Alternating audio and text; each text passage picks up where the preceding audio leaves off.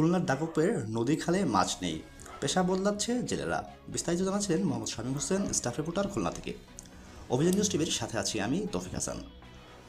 দখল ও দূষণের কারণে খুলনার দাগপের নদী ও খালে নাব্যতা ও প্রবাহ হ্রাস পাওয়ায় দেশীয় মাছের উৎপাদন আশঙ্কাজনকভাবে কমেছে।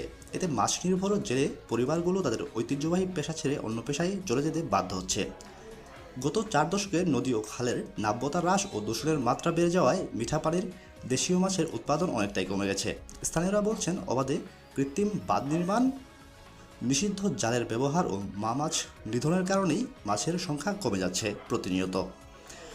আলাউদ্দিন গাজী বলেন, আগে বাজোয়ায় চোয়া নদীতে অনেক ধরনের মাছ পাওয়া যেত। এখন বর্ষার সময় জাল কিনে কাঙ্ক্ষিত মাছ না পাওয়ায় দেনা শোধ করতে পারছেন না তিনি। এরকম আরও অনেক জেলের কথাই রয়েছে, শোনা যাচ্ছে প্রতিনিয়ত। তাই তারা তাদের পেশা ছেড়ে অন্য পেশায় পরিবর্তিত হচ্ছে।